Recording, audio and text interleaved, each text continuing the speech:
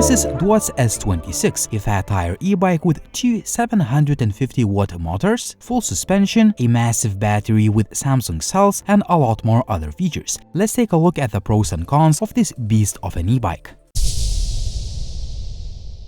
The bike comes in a Duotts branded box and it arrives safely packed with no transportation damage. You get tools, a charger, a cable, a set of keys, and parts that need to be assembled on the bike. The manufacturer also included some extras like an air pump and a waterproof phone holder. There is also a set of mudguards, but I chose not to install them as the bike looks better without them. At the time of this video, Duotts S26 costs €12.69 in the EU. If you're interested in picking this bike up, you'll find all the links and show notes in the video description down below.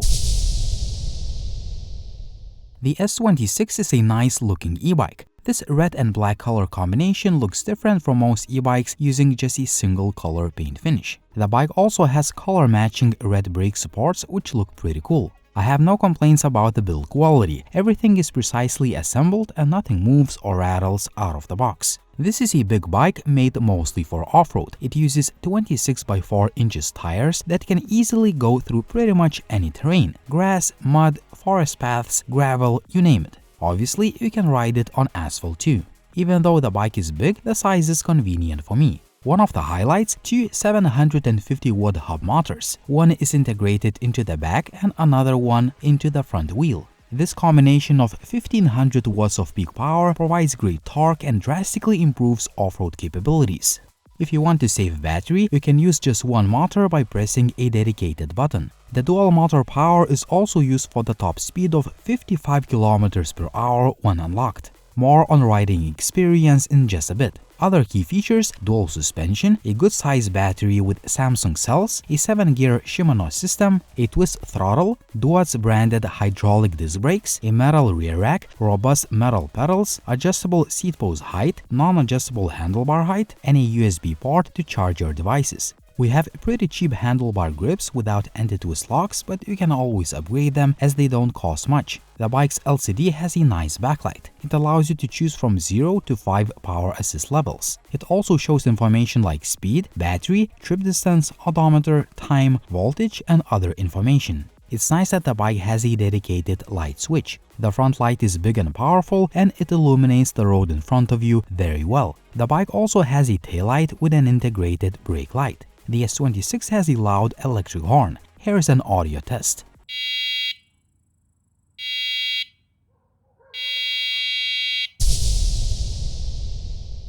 The bike can be controlled remotely via Bluetooth using the app.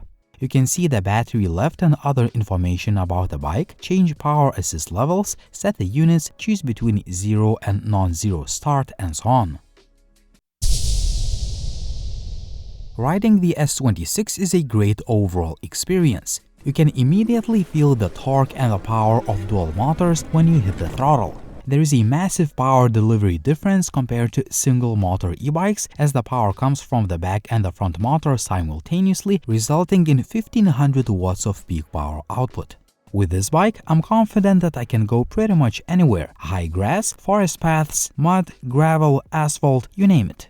A dual motor system makes a huge difference for uphill climbing too. Simply put, the S26 is very good at this. In addition, the Duotts S26 is one of the fastest e-bikes in its class. The GPS-tested top speed using a single motor is 42 km/h. Hit the switch to enable the second motor and you'll be able to achieve 55 km/h. The bike's LCD is fairly accurate in terms of the speed measurement, with just 1 or 2 kilometers error to the upper side. Even when riding the S26 at the top speed, the bike feels very stable on the road. I also found the vehicle to be comfortable and the seat is pretty soft. If you use the bike without a throttle, there is a slight delay when the cadence sensor kicks in once you start pedaling. This is the usual case for this kind of sensor on all e-bikes. The suspension is not the softest I've tested, but it does a pretty good job at absorbing the road's impact. Moreover, the hydraulic brakes are very good at stopping the bike fast without making any squeaking noise. Lastly, Shimano branded gears are shifting smoothly. The S26 has a large capacity battery with Samsung cells. It is lockable with a key, it is easily removable, it has a capacity indicator and a power switch. The declared range is up to 120 kilometers, but that is only achievable in ideal conditions if you use the lowest pedal assist mode and pedal a lot and use just one motor. In practice, using just one motor, I could get about 60 kilometers on a single charge, which is still a very good result considering the size and weight of the bike, the complexity of the terrain I mostly use the S26 bike on, and the fact that I use the bike in pure electric mode quite a lot. In dual drive mode, expect to get about 40 kilometers on a single charge, but your mileage may vary depending on your riding style and other conditions. All in all, the Duotts S26 is a beast of an e-bike for all sorts of terrain. The only flaw I could mention is the cheap handlebar grips. Besides that, the S26 offers a lot of power coming out of two motors. The bike is very fast, it is stable and smooth no matter the terrain, off-road and climbing capabilities are excellent, and the range is pretty good.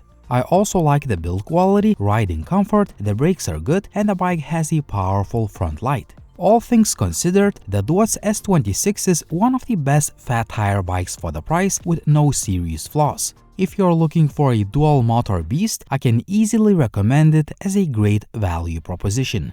What do you think about the Duotts S26? Would you buy this fat tire e-bike or would you choose another option? Tell me in the comment section down below what you think. Also like the video if you liked it, please subscribe to the channel if you haven't already, and as always, it was Linus, thank you for watching and see you soon.